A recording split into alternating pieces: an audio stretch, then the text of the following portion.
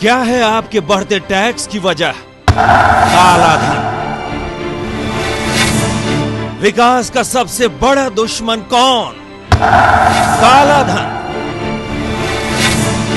देश की सबसे बड़ी बीमारी काला धन। देश में और देश से बाहर कितना काला धन है, इसका ठीक ठीक पता किसी को नहीं है, लेकिन काले धन के आंकड़ों को लेकर अलग अलग दावे किए जाते रहे हैं। बाबा रामदेव शुरू से यह दावा करते आए हैं कि 400 लाख करोड़ के काले धन का कोई हिसाब किताब नहीं है। विदेशों में जमा और देश के अंदर जमा करीब 400 लाख करोड़ रुपए देश को वापस दिलवाना, बड़े नोटों को बंद करवाना, मॉरिशस रूट को बंद करना, जो ब्लैक मनी जमा करते हैं ऐसे स्विट्जरलैंड के 4 और इटली के 8 बैंक सहित और भी बहुत से अहम मुद्दे हैं।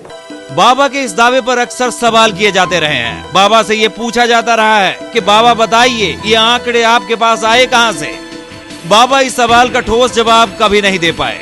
हालांकि 400 लाख करोड़ काले धन के आंकड़े का उनका दावा वक्त के साथ बदलता भी रहा।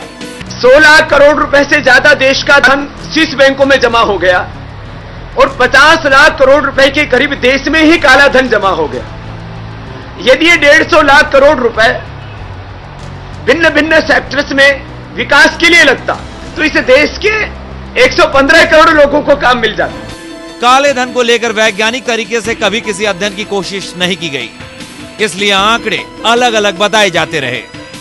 मेरा अपना अनुमान यह है कि हर साल कम से कम 20 या 25 लाख करोड़ जो है नंबर 2 का पैसा जो सरकारी खजाने में आना चाहिए वो नहीं आ रहा है अंदाजन तौर पे। तो आप समझ लीजिए 1/3 जो टैक्स है वो काफी बड़ी अमाउंट है, 25 लाख करोड़, वो सरकार के हाथ में नहीं है। इस देश में हम लोग 1 लाख करोड़ रुपए पीडीएस में, राशन में, खाना पहुंचाने के लिए खर्चा करते हैं।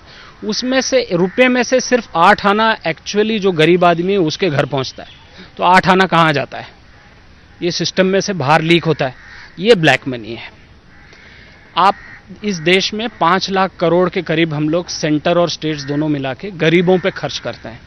इसमें भी कोई 60% एक्चुअली खर्च होता है और 40% लीकेज है। ये पैसा कहाँ जाता है?